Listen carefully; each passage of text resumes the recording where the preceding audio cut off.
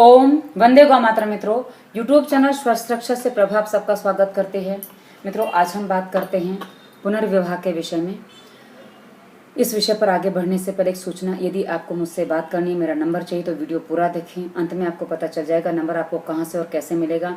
इसके अलावा यदि आपको अपने प्रश्न के उत्तर जल्दी चाहिए हैं तो टिप्पणी वीडियो पर करें, यूट्यूब पर करें, क्योंकि व्हाट्सएप पर मेरे पास बहुत मैसेज होते हैं, 800,000 तक निकल जाते हैं। कई बार मोबाइल हैंग हो जाता है। 800,000 चैट होते हैं, मैसेज नहीं, चैट होते हैं, तो मोबाइल हैंग हो जाता है, जिसकी वजह से मुझे डिलीट मारना पड़ता है और आपका मैसेज उसमें जा सकता है। मैं कुछ नहीं कर सकती, मुझे उसके लिए क्षमा करें। अब हम अपने विषय पर आते हैं, पुनर्विवाह।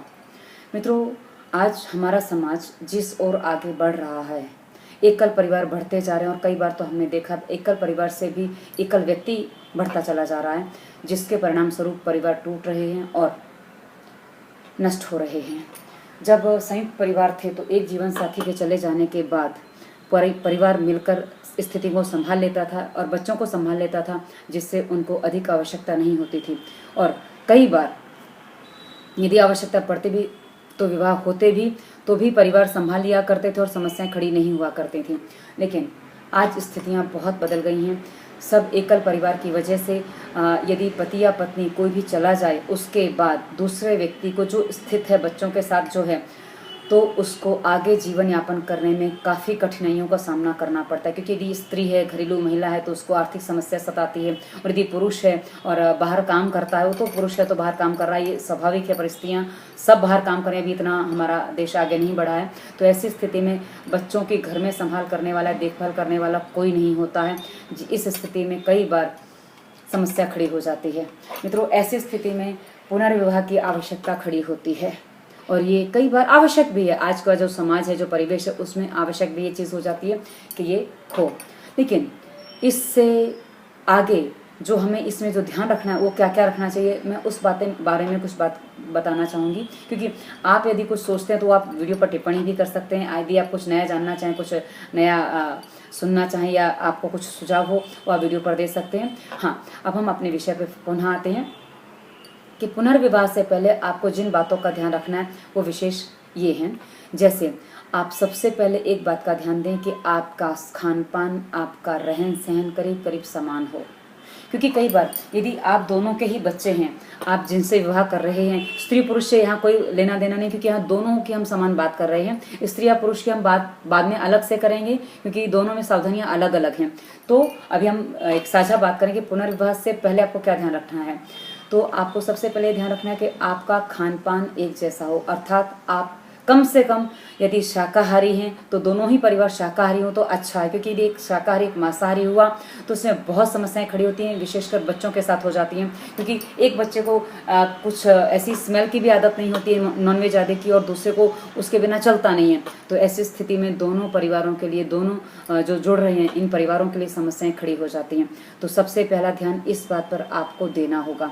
दूसरी बात, यदि आपके रीति रिवाज अलग हैं तो बच्चों में बहुत असमंजस हो जाती है कि अरे हम तो पहले ऐसे करते थे, अब ऐसे क्यों कर रहे हैं, हमारे साथ तो पहले ऐसा था, अब ऐसा क्यों हो रहा है। इसमें भी बच्चे कई बार भ्रमित हो जाते हैं, तो वो समझ नहीं पाते और कई बार बहुत सारी चीज़ें उनको अनसुलझिया कुछ अजीब सी लगने लगती हैं, जिससे उनके विचारों में कई बार बहुत गहरा प्रभाव पड़ता है और वो कहीं भ्रमित हो जाते हैं। क्योंकि पुनर्विवाह का मूल उद्देश्य जो है, यदि यहाँ हम बता रहे हैं, वो बच्चों का सही लालन पालन है, उस अनुसार हम बात कर रहे हैं, यहाँ पर वो चर्चा चल रही है। और उसके अलावा यदि आपका कुछ यदि देश भाग अलग है, यदि आप अलग अलग देशों से हैं, तो भी इसमें बहुत बड़ी समस्याएं होती हैं। क्योंकि अलग अलग देशों में भले आप एक जैसे लोग हैं, एक शायद संप्रदाय के लोग हैं, लेकिन कई बार जो रहन सहन है वो बहुत बड़ा मैटर करता है।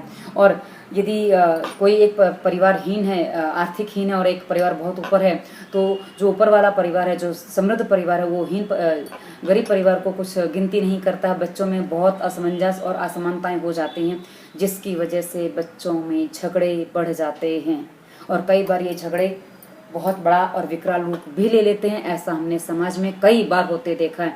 तो यदि आप इन सब चीज़ों से बचना चाहते हैं तो आपको बहुत सी बातें मूलतः ध्यान रखनी होंगी, ताकि आगे जाके समस्याएं खड़ी ना हों। क्योंकि आप विवाह कर लें, लेकिन उसके बाद यदि आपके परिवारों में कलह बनी रहे, परिवार एक ना हो पाए, बच्चे साथ में मिलजुल के ना रह पाए, और यदि कोई समस्या है, आप इतनी हिम्मत कर सकते हैं कि आप एक दूसरे के बच्चों को ठीक से अपना सकते हैं, कि अपनाए बिना तो समस्या नहीं, और अपने अपने बच्चों के समझा सकें कि भाई जो आपको मिले हैं वो आपके ही भाई या बहन हैं, तभी आप पूरे हो सकते हैं। क्योंकि कई बार बच्चों में यदि प्रतिस्पर्धा की भावना आ जाती है तो बहुत बड़ी समस्या खड़ी हो जाती है। यदि प्रतिस्पर्धा नहीं आती है और यदि भेदभाव नहीं आता है तो समस्या नहीं होती है।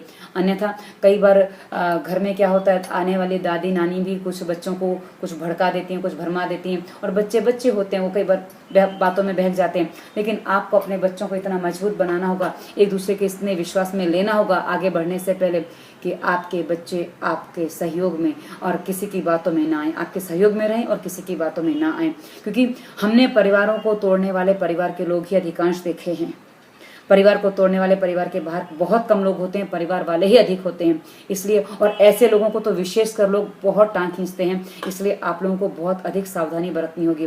और यदि आप एक दूसरे को का चुनाव कर रहे हैं तो आपको इस बात में विशेष ध्यान देना होगा कि आप आगे कैसे बढ़ें, और जितना अच्छा तालमेल आपके बीच में होगा उतना ही आप अच्छे से आगे बढ़ पाएंगे। अन्यथा ये समस्या आपको बढ़ती चली जाएगी और आगे बढ़ती ही चली जाएगी। और यदि आप अपने और विचारों को सही करना चाहते हैं और कोई रोग के रोगी हैं, किसी भी रोग के रोगी हैं, तो वीडियो विवरण की वीडियोस देखिए। उसके अलावा हमने बहुत सारी प्लेलिस्ट बना रखी हैं। धातु रोग है, सामान्य रोग है, जटिल रोग है, राज रोग है, महिला विशेष है, बाल योग है, गर्भावस्था, हमारी बहुत सारी प्लेलिस्ट हैं। उनमें हमने अलग अलग रोगों के अनुसार, जैसा कि हमने नाम बताया, उसी अनुसार वीडियोज़ दिए हुए हैं।